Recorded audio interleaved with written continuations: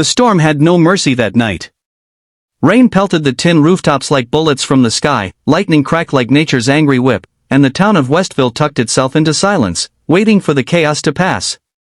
But while most hid behind closed doors, soaking in warmth and comfort, one man stood alone in the downpour, his hands black with grease, his clothes soaked to the bone. That man was Joe Carter, a humble mechanic with a heart far bigger than his wallet. Joe didn't have much, never had. His small garage on the edge of town barely made enough to cover the bills. The old wood stove in his home groaned through the winters, and the roof leaked in 4 different corners. But ask anyone in Westville, and they'd tell you, Joe would give you the shirt off his back if you needed it. It was close to midnight when Joe heard the distant rumble different from thunder. He stepped out of his garage, wiping his hands on a rag, and saw headlights flickering in the rain. A silver SUV sat crooked on the side of the road, steam hissing from under the hood.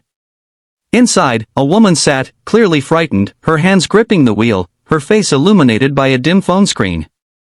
Joe didn't hesitate. No umbrella, no second thought, just heart. He ran to the car and knocked gently on the window. She rolled it down an inch, cautious, until she saw the look in his eyes, sincere, kind, without a trace of harm. "Need some help, ma'am?" he asked, his voice raised over the roar of rain. "My car just died," she replied, shivering. "I'm trying to get to the city. I have a meeting tomorrow. It's important." Joe nodded. "Pop the hood. I'll take a look." For the next hour, he worked in the storm, his tools slipping in his wet hands, his fingers numb. The engine was soaked, the battery shot. There was no saving it on the spot. But Joe didn't say, "sorry," and walk away. Instead, he led her to his garage and offered the only warm chair he had. He made her tea. Cheap, store-brand stuff, but she accepted it gratefully, warming her hands around the cup. She said her name was Natalie. She was from out of town, big city, business type, soft-spoken but intelligent. There was a tiredness in her eyes that success couldn't hide. Joe offered her his only guest cot for the night, and despite her hesitation, she finally accepted. By morning, Joe had towed her SUV into the garage. He worked on it all day, replacing parts he had stashed away for months, the ones he was saving to fix a local farmer's truck. He didn't tell her that. He didn't charge her a dime. "You sure?" she asked, as he handed her the keys late the next afternoon. "Yeah," he smiled. "Just pay it forward." She looked at him, silent for a moment, her eyes blinking against the tears she wouldn't let fall. "Thank you," she said, and then drove away. Joe watched her disappear down the road and thought nothing more of it. Just another day. Just another person helped. 2 days later, everything changed. It was a peaceful morning. Joe was repairing a lawnmower when a distant thumping filled the air. The sound grew louder, unnaturally loud, until Joe stepped outside and looked up. A helicopter. Not just any helicopter. A gleaming black and silver one, with tinted windows and the initials NG on the side.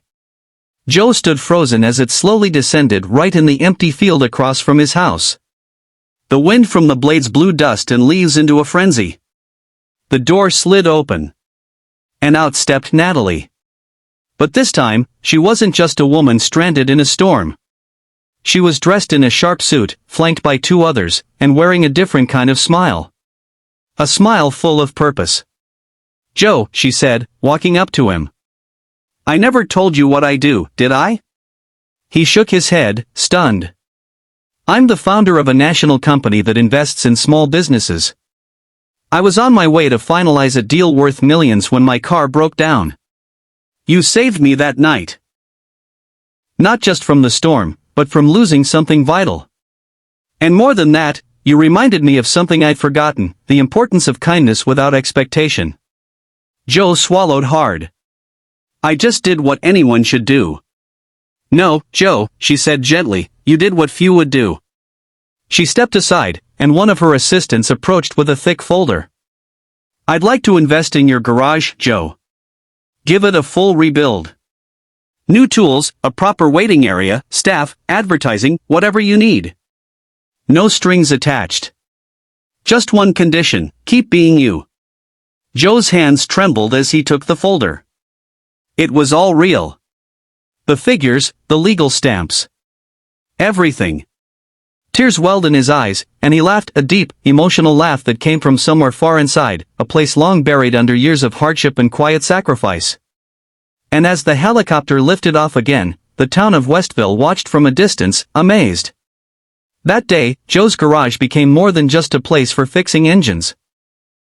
It became a symbol. A reminder that one act of kindness, even on the rainiest night, can change everything. That goodness doesn't go unnoticed forever. Joe never sought the spotlight. He never wanted fame or fortune. But what he received that day was more valuable than money, recognition, respect, and the opportunity to help others in a bigger way. In the end, it wasn't the helicopter or the deal that defined Joe Carter. It was the moment he chose to step into the storm for a stranger without knowing that the storm would someday carry him to the skies.